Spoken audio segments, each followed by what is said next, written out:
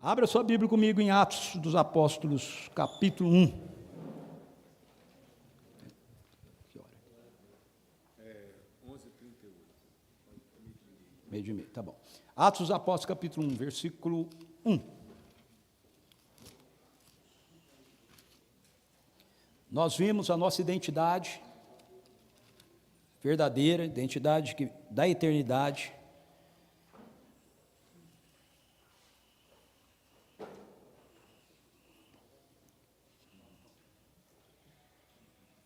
Para nós que somos homens enviados, em missão.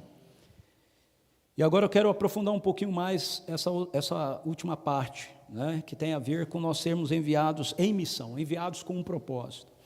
E a minha pergunta é, qual é o propósito? Então, Atos 1, Lucas escreve assim: escrevi o primeiro livro, ó Teófilos, relatando todas as coisas que Jesus começou a fazer e a ensinar. Vamos parar aqui. Escrevi o primeiro livro, ó Teófilo. Quem que escreveu Atos? Foi Lucas, Qual é o primeiro livro? O Evangelho de Lucas, certo? Esse é o primeiro livro. Inclusive eu tenho uma tese que a gente devia ter uma ordem diferente aqui, Os evangelhos, pode deixar do jeito que está, tá, gente? Só que assim, os evangelhos, acho que teria melhor a lógica se começasse com o Evangelho de João, aí viesse Mateus, Marcos, Lucas, Atos, porque é uma continuidade, Mas tudo bem, está aqui desse jeito, não tem problema nenhum, não precisa mudar nada, só precisa lembrar disso. Então, qual é o primeiro livro? O primeiro livro é o Evangelho de Lucas. Ele diz para Teófilo que ele está escrevendo, que ele escreveu o primeiro livro para contar todas as coisas que Jesus fez e ensinou. É isso? Não. Muito bem. Não.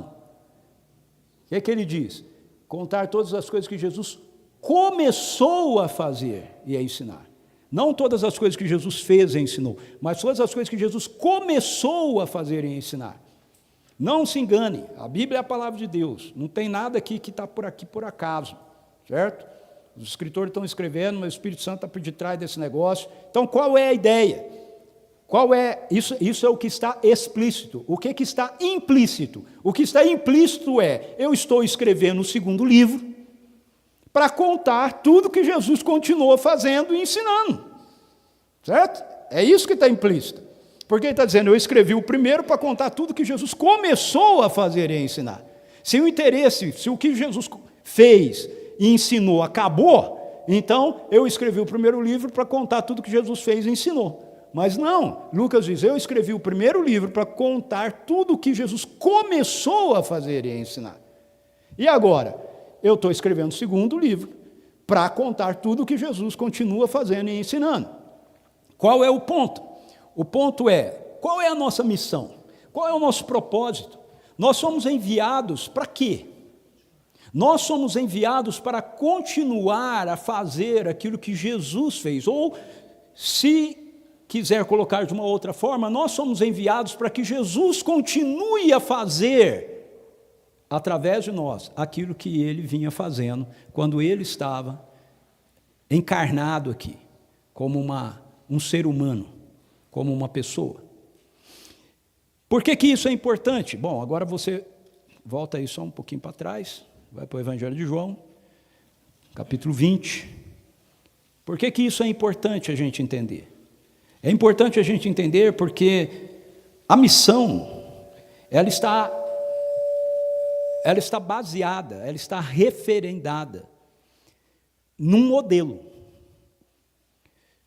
Veja, a gente fala muito assim, na MPC a gente usa muito essa expressão, ao compasso dos tempos, mas ancorada na rocha.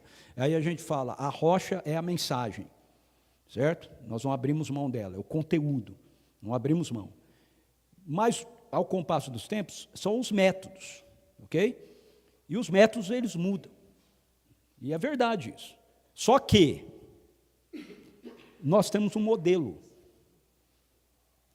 Nós temos a mensagem, nós temos métodos e nós temos um modelo. E o modelo não pode mudar. O modelo está definido. Nós somos modelados em quem Jesus é. Porque Ele vem fazendo a obra. Ele vem fazendo aquilo que o Pai disse que era para Ele fazer. E Ele vai continuar fazendo isso, então, e Ele continua fazendo isso, então, através das nossas vidas. Através do seu corpo, da igreja. Lá em Efésios, nós falamos a leitura de Efésios 1, né? Mas se você ler até o final, você vai ver que Paulo termina falando que Deus usou do poder dele para ressuscitar Cristo Jesus dos mortos e fez assentar-se à destra dele, à direita dele, e colocou todo o principado e potestade debaixo dos pés de Jesus. E para que ficasse claro que Jesus tem autoridade sobre tudo, ele lhe deu a igreja, da qual ele é o cabeça do seu corpo. Ou seja, Jesus continua operando na história, através de mim e através de você. Através de nós. Então, o propósito que nós temos não é apenas, como homens de coragem, né? Não é apenas implantar o ministério Homens de Coragem. Não é apenas desafiar os homens, ok? Isso é bom, mas o propósito da nossa missão é que aquilo que Jesus faz, Ele continue fazendo através da minha vida e através da sua vida. Veja, no Evangelho de João, Jesus, é um texto bastante conhecido, né, da gente, Jesus, ele se coloca no meio dos discípulos, vamos ler verso 19, 20 e 19. Ao cair da tarde, daquele dia, o primeiro da semana, estando trancadas as portas da casa onde estavam os discípulos com medo dos judeus, Jesus veio e se pôs no meio deles, dizendo que a paz seja com vocês. E dizendo isso, lhes mostrou as mãos e o lado. Então os discípulos se alegraram ao ver o Senhor, e Jesus lhes disse outra vez, que a paz seja com vocês. Assim como o Pai me enviou, eu também envio vocês. E havendo dito isso, soprou sobre eles e disse-lhes, recebam o Espírito Santo. Se de alguns vocês perdoarem os pecados, são-lhes perdoados, mas se os retiverdes, são retidos. Então, preste atenção no que está acontecendo aqui. Jesus morreu e ressuscitou. Os discípulos, apesar de saberem de Jesus ressuscitado, ainda estavam ansiosos, com medo, né, dos judeus que haviam condenado Jesus. Estão lá, portas fechadas, Jesus entra no meio deles, libera sobre eles paz seja com vocês. E aí Jesus diz assim, assim como o Pai me enviou, eu também vos envio. Quando ele diz isso, ele constituiu um modelo. Percebe? É um modelo. Ele não está nos dando um método. Método muda, mas ele está nos dando um modelo. E modelo não muda. E modelo não muda. É a forma. Então, ainda que a gente tenha métodos diferentes, o modelo de Jesus precisa ser efetivamente realizado em cada um dos métodos que a gente tem. E qual é esse modelo? Qual é esse envio que o Pai, que Ele faz de nós, assim como o Pai fez dele? Então, a referência dele é, assim como o Pai me enviou, eu estou enviando vocês também. Então, primeiro, o Pai o enviou como portador da paz, como príncipe da paz. Jesus, quando ele entra na história, ele é Emanuel, Deus conosco. Ele é o príncipe da paz. A gente sempre usa esse texto de Isaías na época do Natal. Um menino nasceu, né, tal, e aí a gente vai falando o nome dele, príncipe da paz. Veja, o que é o Evangelho? Paulo, voltando para Efésios, quando ele descreve a armadura de Deus, uma das peças da armadura que ele descreve é que nós estamos calçando os pés com a preparação do Evangelho da paz. Da paz. Então veja, o Evangelho é o Evangelho da paz. Por quê? Porque aquele que é o Evangelho, aquele que é a boa notícia, é o príncipe da paz. Jesus, quando ele começa o ministério dele, ele começa dizendo, o reino de Deus chegou até vocês. E como eu falei na mensagem anterior, Deus olha para nós, e Ele vê a nossa rebelião. E a única resposta cabível à nossa rebelião diante da sua santidade é a ira.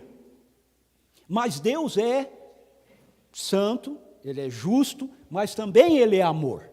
Então Ele escolhe responder à sua ira diante da nossa rebelião com a sua graça, com a sua misericórdia, com o seu amor. Então, quando Jesus vem dizendo, o reino de Deus chegou, ou o reino de Deus foi aproximado de vocês, o que Jesus está dizendo é que o meu Pai está promovendo a reconciliação entre vocês e Ele. O meu Pai está estendendo a realidade do reino dEle, para que vocês possam tornar a fazer parte dele. Por isso, a única resposta cabível a essa mensagem é arrependam-se e creiam. Arrepender do quê? Arrepender da nossa postura de rebelião, arrepender da nossa postura de independência, arrepender da perspectiva do nosso ponto de vista, da nossa compreensão, das nossas ideias, não é? A respeito da vida de Deus, da religião, arrepender-se de nós termos tomado para nós o direito de definirmos o que é o bem e o mal. Porque quando nós comemos da árvore do conhecimento do bem e do mal, o que está acontecendo ali é isso. Coma da árvore e vocês serão conhecedores do bem e do mal, diz a serpente. Ou seja, vocês vão passar a definir, a partir de vocês, o que é o bem e o mal. Quem era o conhecedor do bem e do mal? Deus. Quem definia o bem e o mal? Deus. A proposta da serpente é, por que você vai viver sob a definição daquilo que Deus tem a te dizer? Crie a sua definição. E ontem, né, quem estava aqui ouviu sobre isso. Né? Crie a sua definição de bem e de mal. E é disso que nós nos arrependemos. Quando o reino de Deus chega, quando Jesus traz o reino, Ele está propondo, então, uma reconciliação entre aqueles que se rebelaram contra o rei do universo, ok? Com esse rei. Ele está dizendo, olha, esse rei, ele é poderoso e ele poderia acabar com tudo. Na ira dele, ele poderia fazer isso. Ele não seria injusto se ele fizesse isso, ok? Quantos compreendem isso? Deus não seria injusto se ele nos mandasse para o inferno. Ele não seria injusto se ele não resolvesse a parada que a gente aprontou lá no Éden. Okay? Porque muitas vezes, quando eu compartilho o Evangelho eu com os outros, eu não sei, né, como você faz isso, eu faço isso semanalmente. Quando eu compartilho o Evangelho com as pessoas, tem muitas pessoas que não conseguem entender que, na verdade, o que nós merecemos é o inferno. Entende? É o inferno. Mas nós não temos o inferno, é porque Deus resolveu responder isso de uma forma diferente. Ele já tinha dito lá no Éden, não coma, se você comer você vai morrer. Nós comemos e nós morremos, acabou. Agora, por que nós estamos aqui hoje? É porque Ele resolveu, na misericórdia dEle, na graça dEle, interferir nisso. Vocês fizeram uma grande bagunça, mas eu amo vocês, é a natureza dEle, ok? Ele é bom, Ele é amor, então eu vou corrigir esse negócio. E eu vou corrigir esse negócio através de vocês, através da humanidade. Então o Filho se faz um ser humano, Ele vem aqui para fazer isso. Quando Jesus chega, Ele chega então como promotor da paz. Então veja, o reino de Deus, o Evangelho, o que nós chamamos de salvação e etc., tem a ver com essa perspectiva de nós voltarmos a ter uma vida de paz com Deus. O apóstolo Paulo, em Romanos capítulo 5, versículo 1, diz que nós temos paz com Deus por causa da justificação que nós recebemos em Cristo Jesus. Então, quando nós proclamamos o Evangelho para as pessoas, nós estamos falando a respeito de um Deus que tinha todo o direito de nos condenar, mas Ele está dizendo, eu resolvi da minha parte. Está resolvido. Agora, como você vai responder isso? Nós somos inimigos de Deus. É o que a Bíblia diz. Paulo fala, a graça veio a vocês, vocês foram salvos, Deus os amou quando nós ainda éramos pecadores, quando nós ainda éramos seus inimigos. Então a proclamação do Evangelho é uma proclamação de paz, é uma proposta de paz, que está sendo feita por Deus a nós. Lembra quando a gente era pequeno e brigava na escola? Você tinha um amigo lá, e brigava com um amigo? na minha época, pelo menos, a coisa fazia assim. Quando você ia fazer as pazes, né? Você vai dizer, vamos fazer as pazes, dá um mindinho, né? Ok? Veja, o evangelho da paz é Deus diz, dando a mim e a você o mindinho. Ele está dizendo, vamos fazer as pazes. Teve um custo. O sangue do filho dele naquela cruz é o mindinho. Da minha parte foi feito. Vamos fazer a paz. Agora nós precisamos responder a isso. A humanidade precisa responder a isso. E quando Jesus diz, ele chega naquele lugar onde eles estão e ele diz assim, paz seja com vocês. Ele está lembrando-os dessa realidade. Jesus é o portador dessa paz, mas essa paz dele é transferida para nós.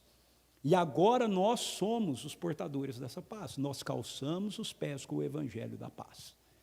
Nós levamos a realidade da paz de Deus para o mundo, para os ambientes onde a gente está. Eu gostaria que você entendesse isso mais do que meramente palavras, entende?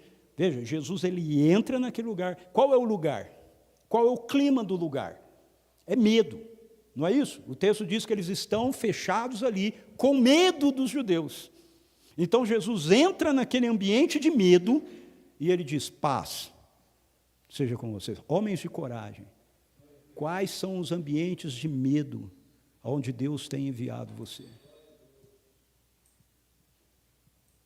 Quais são os ambientes de medo aonde Deus tem enviado você?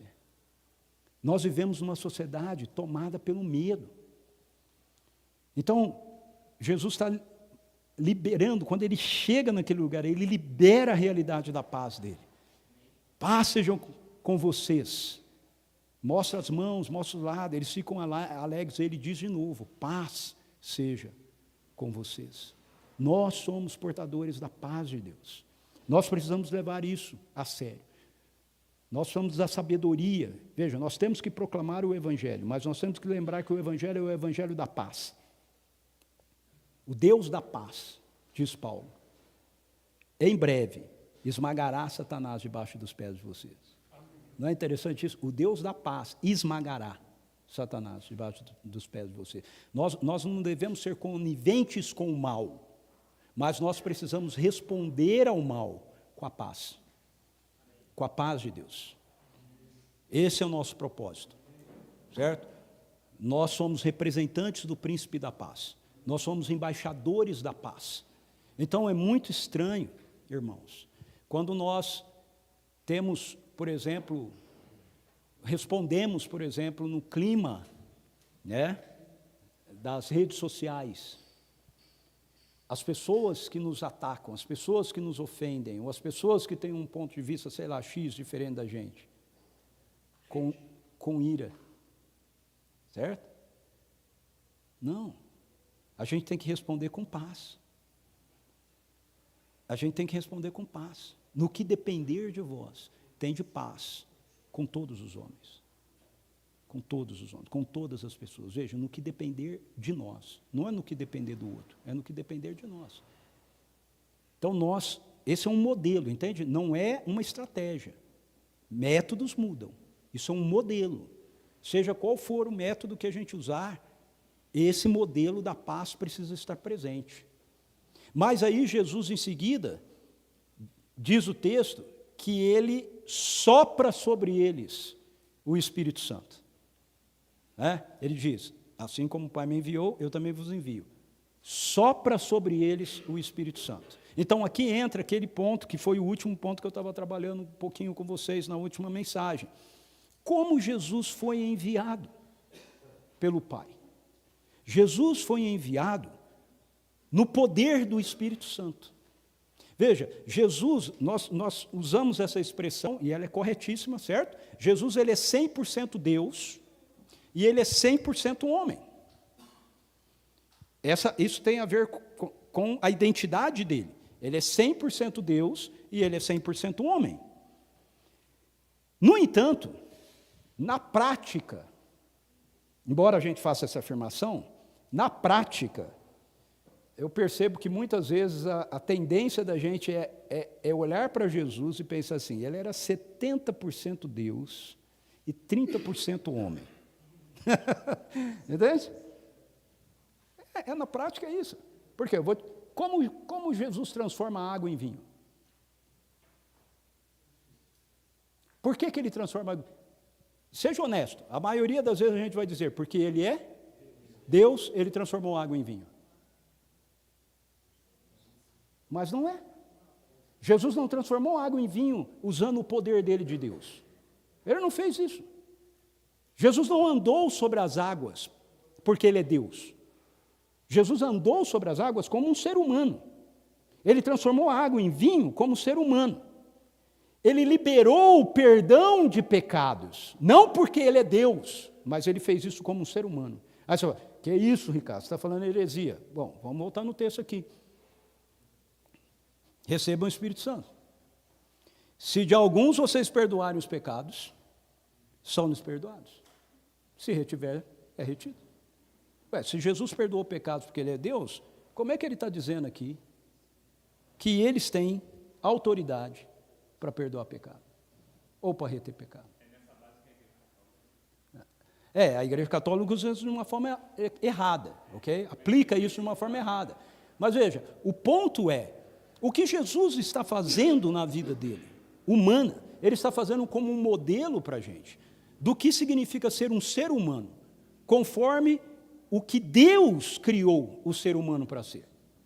Jesus é o modelo perfeito da humanidade. Jesus é a verdade sobre Deus, mas Jesus também é a verdade sobre você, sobre mim, sobre a humanidade. Veja, Romanos 5,14, olha que texto interessante. Às vezes nós dizemos assim, quando nós nos convertemos, quando nós nascemos de novo, a gente volta a estar na condição de Adão antes da queda. Já ouvi gente explicando isso assim, você se converteu de novo, você volta a estar na condição de Adão antes da queda. Você foi perdoado e tal, então é como se fosse Adão antes da queda. Bom, não é. Por quê? Porque se for como Adão antes da queda, então significa que você pode cair de novo. Faz sentido? Porque Adão caiu, não é? Agora, olha o que Paulo fala em Romanos 5,14. Ele está explicando aqui para a gente sobre a nossa identidade, que nós tínhamos uma identidade em Adão, certo? E nós agora temos uma outra identidade em Cristo.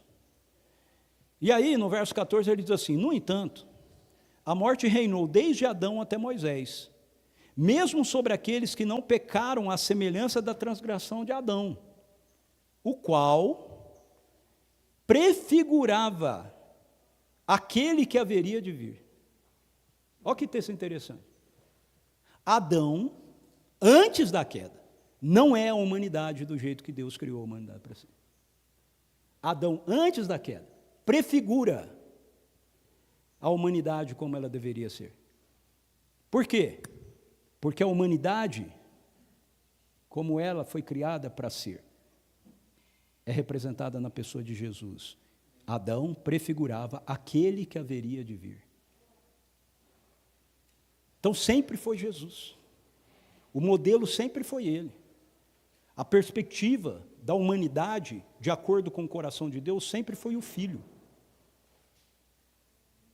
O Filho, ok? A pessoa de Jesus. Ele é a humanidade, de acordo com o que Deus criou para ser. Então, a gente costuma dizer assim, nossa, mas eu não consigo fazer isso. Ele é Jesus, eu sou... Não, ele é o seu modelo. Ele é meu modelo de humanidade. Como Deus criou a humanidade para ser. Deus criou a humanidade para ser assim, como ele é. Agora, fica a questão. Bom, por favor, entenda, eu não estou dizendo em nenhum momento aqui que Jesus não é Deus, ok? Ele é Deus, ele tem natureza divina. Por sinal, essa é a diferença entre nós e ele. Pedro diz que nós participamos da natureza divina. Jesus tem natureza divina, ok? Nós participamos da natureza. Jesus tem a natureza. Ele tem natureza humana 100% e 100% de natureza divina. Nós temos natureza humana e participamos da natureza divina. O Espírito nos insere nela. Mas como isso funciona, então? na vida de Jesus, porque Jesus está dizendo aqui, assim como o Pai me enviou, eu também envio vocês. E aí ele sopra sobre eles o Espírito Santo. Por que Jesus sopra sobre eles o Espírito Santo? Porque Jesus foi enviado pelo Pai no poder do Espírito. Então o apóstolo Paulo ele vai explicar para a gente em Filipenses capítulo 2 que Jesus ele já existia como Deus, sempre existiu como Deus, mas ele não fez questão de manter a sua posição de Deus. Ele esvaziou-se e se fez um ser humano. Como ser humano, ele se tornou servo. Como servo, ele experimentou a realidade da morte e morte de cruz. Então, do que Paulo está falando? Os teólogos usam a expressão esvaziamento, né? Que Jesus ele esvaziou-se. Do que ele se esvaziou? Ele não se esvaziou da sua natureza divina. Ele se esvaziou do direito de usar os seus atributos divinos. Estão comigo? Ele se esvaziou do direito de usar os seus atributos divinos. Então ele tinha os atributos, mas ele não usou. Tudo o que ele realizou aqui, ele realizou no poder do Espírito Santo, no poder da terceira pessoa da Trindade. E por que ele fez isso? Ele fez isso por causa de mim e de você. Ele não fez isso por causa dele.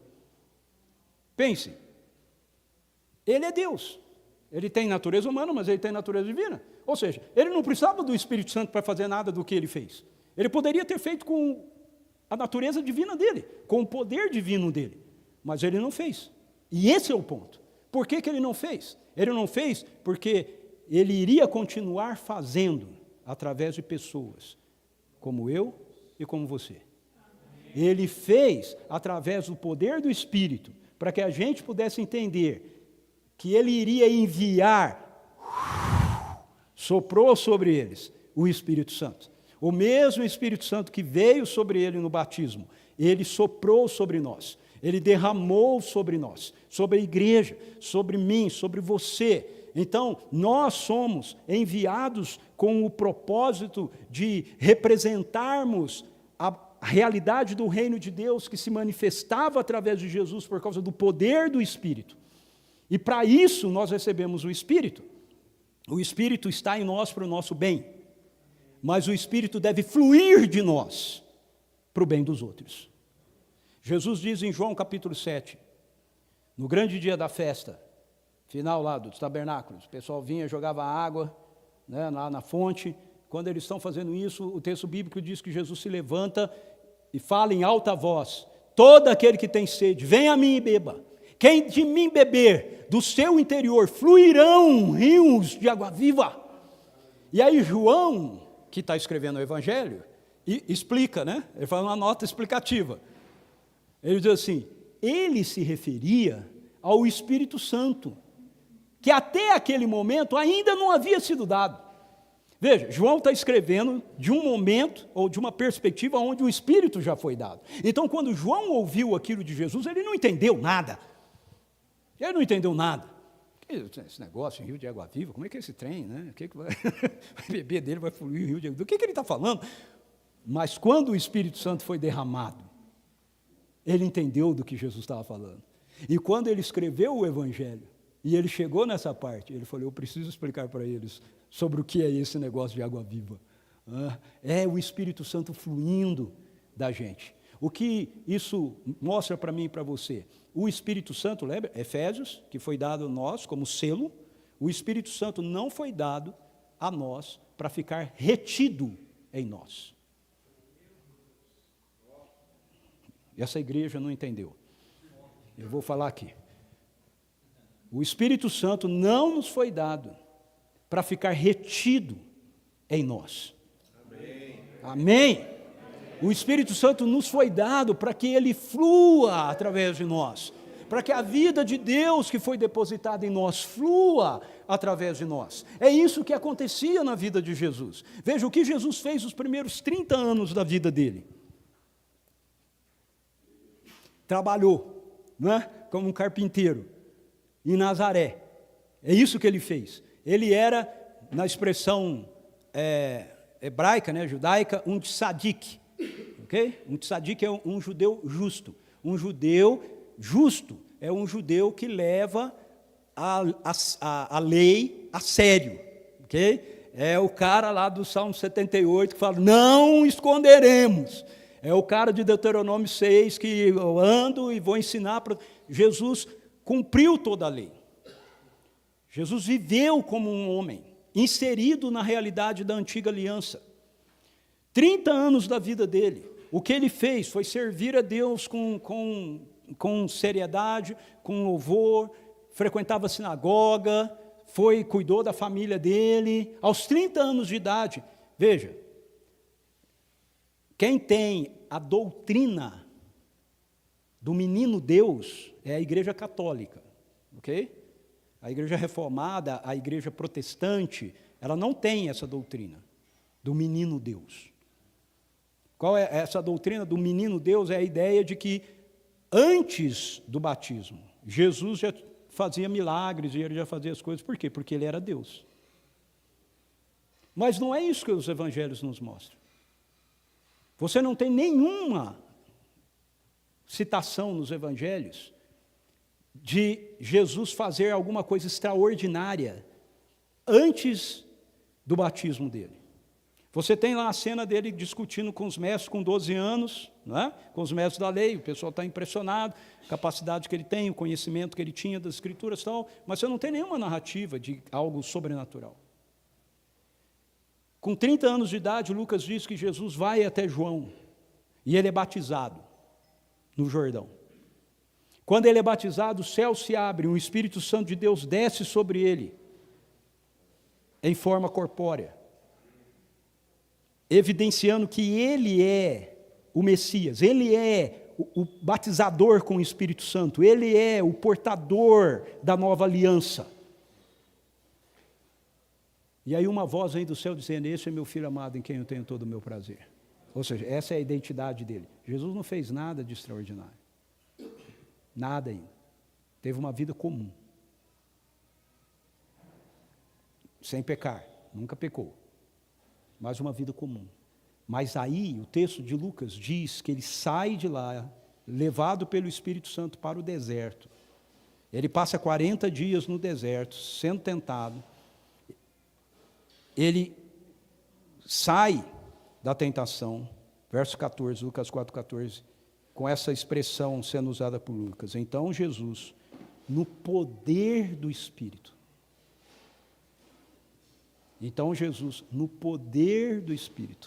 voltou para a Galileia, e a sua fama correu por toda aquela região. Ele ensinava nas sinagogas, sendo elogiado por todos. E aí Lucas já vem para Nazaré. Quando você lê Mateus e Marcos, você vai ver os evangelhos de Mateus e Marcos concentrando a narrativa do ministério na Galileia, que Lucas só faz um resuminho aqui, ele foi para a Galileia no poder do Espírito. Mas ele não diz o que aconteceu na Galileia, ele não detalha. Mas você lê Mateus, você lê Marcos, você fica sabendo o que aconteceu. A sogra de Pedro é curada, ele expulsa o demônio que está na sinagoga, muitas curas são feitas e etc. Lucas já tem o interesse de trazê-lo já para Nazaré, para contar o que aconteceu em Nazaré. O que acontece em Nazaré? Ele chega em Nazaré, vai na sinagoga, pega o livro do profeta Isaías, ele acha, diz o texto, onde está escrito, o Espírito do Senhor está sobre mim, porque me ungiu para evangelizar os pobres, enviou-me para proclamar a libertação aos cativos, restauração da vista aos cegos, pôr em liberdade os oprimidos e proclamar o ano aceitável do Senhor. Fecha o livro, se assenta e diz, hoje se cumpriu a escritura que vocês acabaram de ler. O que ele está fazendo? Ele está dizendo, olha, sabe o que vocês ouviram que eu fiz lá na Galileia? Sabe o que vocês vão ver eu fazer? Tudo isso está acontecendo porque o Espírito do Senhor veio sobre mim. Veja, a explicação de Jesus. E aí, meus irmãos, com todo respeito, o cara pode ser o teólogo que for, pode escrever a teologia que quiser. A única regra de fé e prática para a minha vida é esse livro aqui. E o que esse livro aqui está me dizendo é que o que Jesus fez, ele explicou o que ele estava fazendo, porque o poder do Espírito Santo de Deus estava sobre a vida dele, como um homem. E por que isso é tão importante? Porque pensa, como esses caras que andaram com ele agora, vamos lá para Atos 1, tudo que Jesus começou a fazer e ensinar, como eles entendem quando Jesus diz para eles assim: receberão poder ao descer sobre vocês o Espírito Santo, para serem minhas testemunhas em Jerusalém, Samaria, Judeia, até os confins da terra. O que você acha que eles entenderam o que Jesus está dizendo? Eu acho que Pedro virou para João e falou: uau, ele está falando que agora vai ser 100% do negócio, vai ser transferido para nós, porque eles andaram com Jesus, e Jesus liberou um pouco do poder e da autoridade do Espírito que estava sobre ele, para eles, quando eles estavam andando com Jesus. Mas ele não deu o Espírito. Era como o Antigo Testamento, sabe? O Espírito vem numa porção, apenas para aquela missão, apenas para aquela ação. Mas agora ele está dizendo, a nova aliança vai fazer com que o Espírito Santo de Deus, que está em mim, seja transferido para vocês, seja dado como ele foi dado a mim, à igreja, e vocês vão andar no poder do Espírito, assim como eu andei. É isso que eles estão entendendo. Tanto é isso, que quando Pedro vai pregar na casa de Cornélio, olha como ele explica. Cornélio era um centurião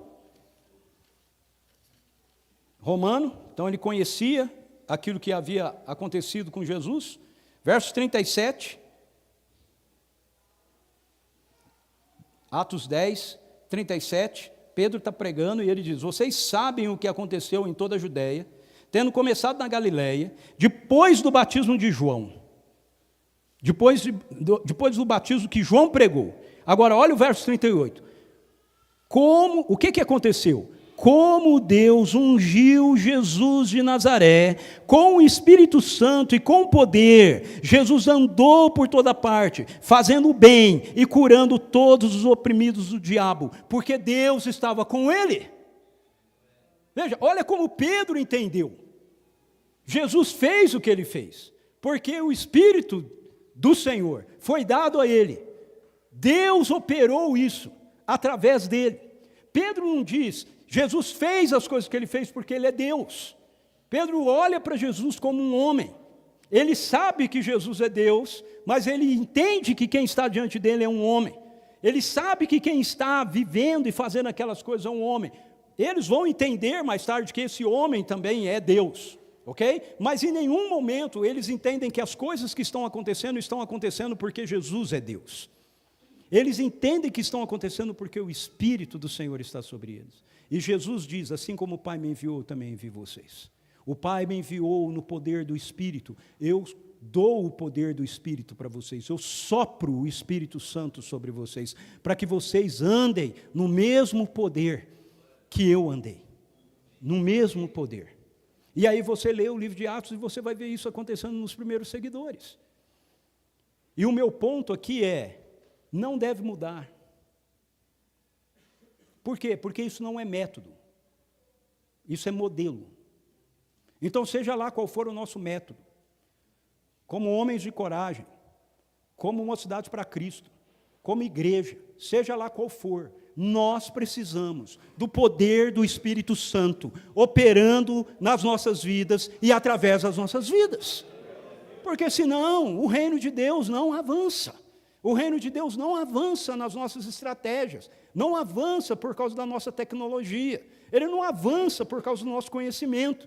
O reino de Deus avança por causa do poder de Deus que nos foi dado através da presença do Espírito Santo. E aí a gente tem duas formas de lidar com isso. É olhar para isso e olhar para a nossa vida e dizer assim, mas isso não acontece, a gente não vê acontecendo. E dizer, não é mais para hoje.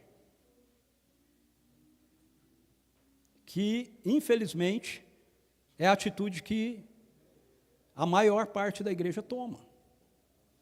Ou, isso é para aquela pessoa, para aquela pessoa, para aquela pessoa. Não, o Espírito Santo foi derramado para a igreja, para todo mundo. Todos nós fomos batizados, ungidos por Ele. A outra maneira da gente lidar com isso é olhar e dizer assim, eu não cheguei na estatura do varão perfeito. Eu preciso continuar pressionando, eu preciso continuar indo, eu preciso continuar buscando, eu preciso continuar orando, eu preciso continuar jejuando, eu preciso continuar dizendo mais de Ti, Espírito Santo, eu preciso do Senhor. Deus, orei para essa pessoa aqui, não aconteceu nada com ela, essa pessoa veio ao meu encontro porque ela estava precisando de cura, eu orei por ela, ela só encontrou a mim, não encontrou os rios de água viva fluindo de mim, e eu preciso disso, Senhor. Então você volta lá para o quarto em secreto, entende? E diz, Senhor, o que está obstruindo os rios de água viva fluírem? O que está fazendo com que só flua gotinhas, entende? Só aquele fiozinho, tss, né? Ao invés de rios de água viva. Uma vez eu estava conversando com um amigo, um professor de seminário, eu leciono no seminário, eu estava conversando com um amigo, um professor de seminário, e ele estava dizendo para mim, sobre aquele texto de João, coisas maiores do que essas que eu fiz, vocês farão as coisas que eu faço, coisas maiores do que essas farão. E ele disse assim para mim, Ricardo, essas coisas maiores aqui, tem a ver com o fato de que nós seríamos muitos cristãos, convertidos e etc., e aí a gente faria muito mais, porque Jesus era um só, estava só num lugar, né? Então isso tem a ver com o Evangelho, né? E pregar em muitos outros lugares. Ok, é uma interpretação. Beleza, tá bom. Eu falei, mas por que você acha que é isso? E aí a resposta dele para mim foi, porque a gente não vê essas coisas maiores acontecendo. E aí eu perguntei para ele, mas espera aí, nós fazemos teologia a partir da nossa experiência ou a partir daquilo que as Escrituras nos dizem? Veja, irmãos, muitas das coisas que a gente não crê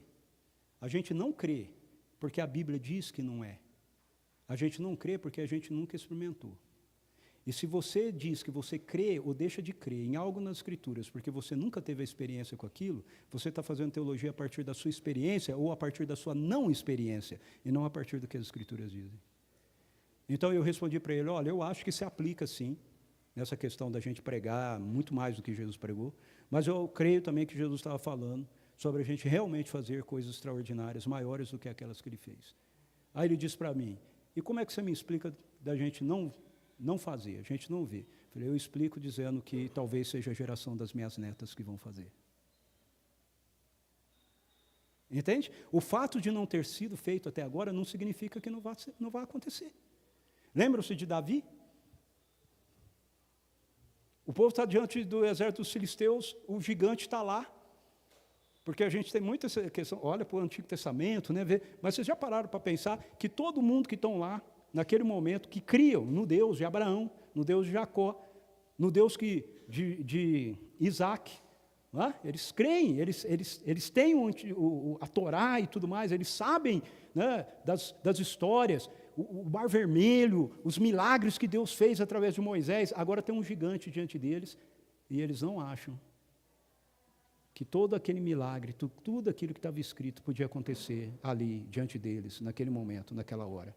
Até que chega um menino, um jovenzinho, um pastor, e fala assim, mas quem que é esse gigantinho para achar que pode ficar falando do Deus dos exércitos de Israel? Mas deixa ele comigo. Deixa ele comigo, eu vou encher ele de bolacha, deixa ele comigo. E o povo, que isso? Ele é guerreiro desde a mocidade. Que Deus é esse que estão servindo?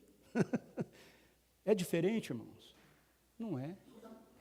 A gente pega esse livro, a gente olha e a gente fala, mas era o apóstolo Pedro, mas era o apóstolo Paulo. Mas por quê? Porque a gente não vê, eles também não viam naquele momento, até que chegou Davi. E ele falou, é o mesmo Deus. É o mesmo Deus. É o mesmo Deus. Você crê nisso? É o mesmo Deus. Elias era um homem como nós. Ele orou para não chover, e não choveu. Era o mesmo Deus. É o mesmo Deus. Assim como o Pai me enviou, eu também os envio. Vocês são embaixadores da paz, e vocês são portadores do poder que eu carrego com a minha vida. Toda autoridade me foi dada nos céus e na terra. Vão, sob essa autoridade, vão debaixo desse poder. Queridos, há momentos no ministério, na vida da gente,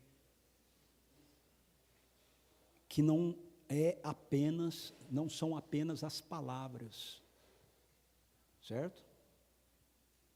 Atos 1:1. Tudo que Jesus começou a fazer e a ensinar. Nós, dentro da nossa casa, dentro da nossa igreja, dentro do nosso trabalho, com pessoas que a gente se encontra, que estão tomadas de medo, de ansiedade, de dúvidas, distorções da sua identidade e tudo mais, a gente vai dizer para elas assim: Jesus te ama. E aí, a gente vai precisar dizer assim: você quer ver? Jesus te ama. Você quer ver? E nós vamos ter que manifestar as obras do reino. E, por favor, não restrinja isso apenas a coisas extraordinárias, tá? Às vezes você vai ter que demonstrar a generosidade do reino. Jesus te ama, você quer ver? Bota a mão no bolso. Jesus ama esses meninos. A gente está falando, não está? Mas a gente vai precisar dizer para eles: vocês querem ver? E procurar o Marquinhos. Eu estava num supermercado uma vez. Veja, isso é método, tá bom? Pega o modelo. Estou dizendo que você tem que fazer o que eu fiz.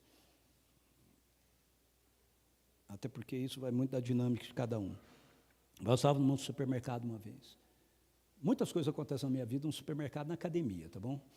Então, eu estou lá no supermercado, vou aqui, vou ali, fazendo compra, e tem uma jovenzinha, uma jovem, 18 anos, 18, 19 anos. Ela passa por mim uma vez, ela passa 2 vezes, ela passa 3 vezes, 4 vezes. Eu estava meio distraído, porque na maioria das vezes, assim, passou por mim 2 vezes, eu, ei, vem aqui, como você chama?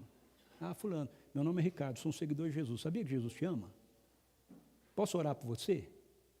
E aí eu oro pela pessoa, minha experiência, ok? Muitas vezes, a hora que eu estou orando para ela, Deus me dá palavras de conhecimento sobre ela, sobre a vida dela, sobre coisas que estão acontecendo na vida dela. Ah, você é profeta? Não sou profeta. É o Espírito Santo, ele vive em mim, ele vive em você. É o mesmo Espírito. Mesmo Espírito. Mas eu estava distraído, sabe? Né? A gente vive assim, né? Essa é a diferença de Jesus com a gente. Jesus não distraía não, ele vivia focado, 100% vendo o que o Pai estava fazendo. Beleza, mas Deus é paciente, né? Aí eu estou no caixa, estou pagando minha compra, botei lá o cartão, ia digitar a senha, eu olho para o lado, é a menina, a próxima a ser atendida é a menina. Eu olho para ela, vem assim na minha cabeça: paga a compra dela.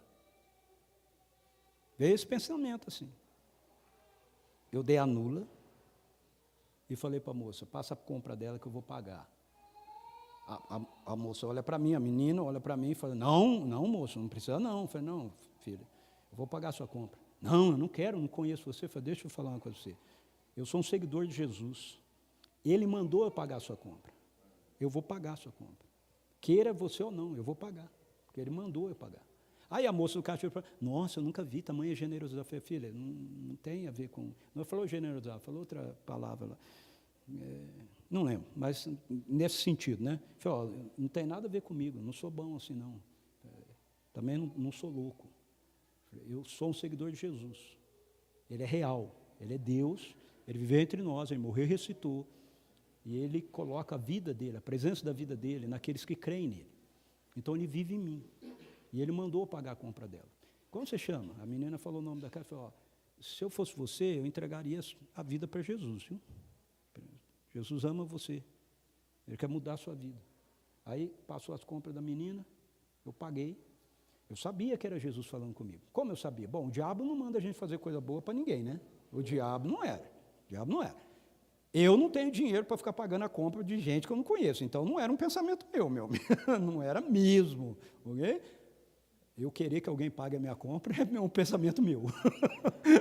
Agora, eu pensar em pagar a compra do outro não é meu pensamento. Então, só tinha uma alternativa, era Jesus que estava falando comigo. Foi um pensamento que passou, mas era o pensamento dele. Paulo fala que nós temos a mente de Cristo. Paguei a compra. Estou no carro. Ah, menino, obrigado, moço. Tá. Ok, estou no carro guardando minhas contas. Daqui um pouquinho bate no meu ombro, eu viro, é a menina.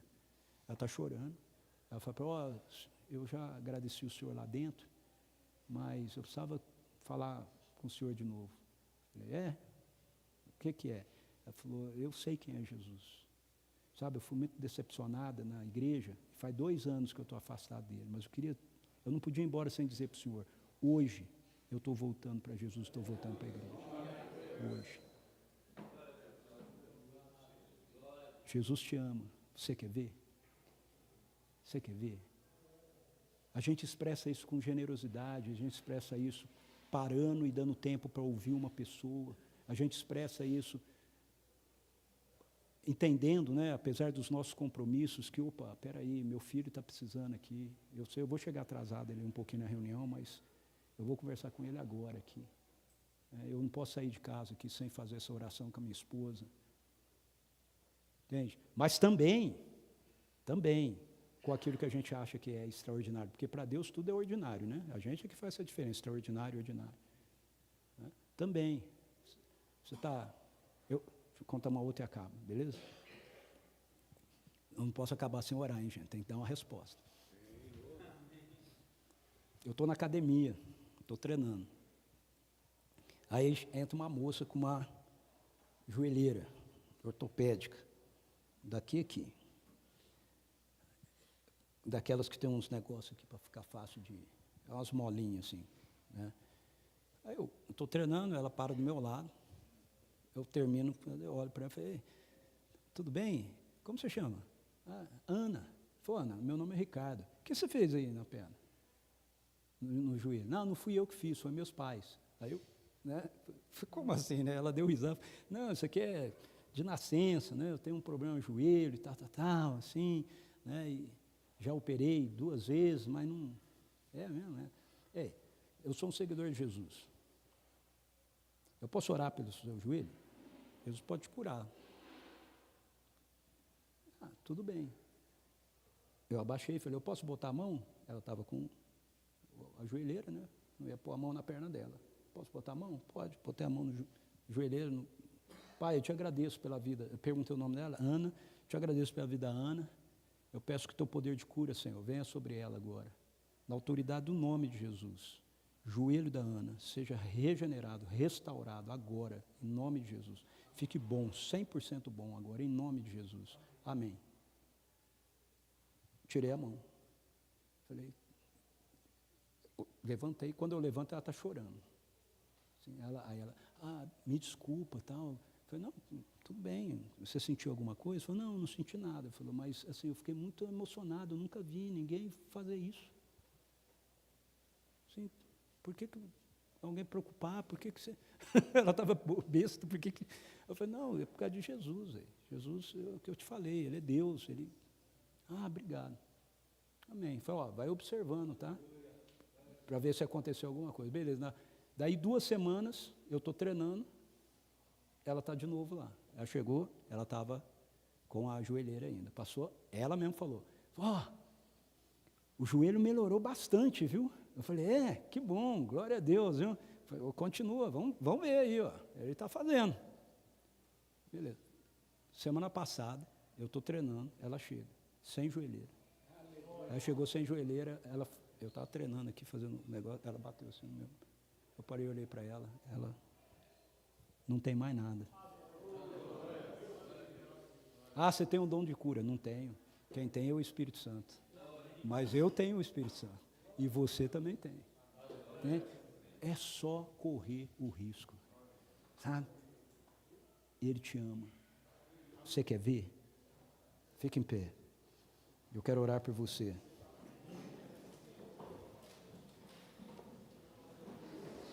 Assim como o Pai me enviou, eu também vos envio, disse Jesus. Nos envia como portadores da sua paz, nos envia sob o poder do Espírito. E eu quero orar agora por você. Não vou chamar para vir aqui na frente, não. Vou orar por você aí onde você está mesmo. Mas se você ouviu o que eu compartilhei aqui, enquanto eu falava, o seu coração queimava, né?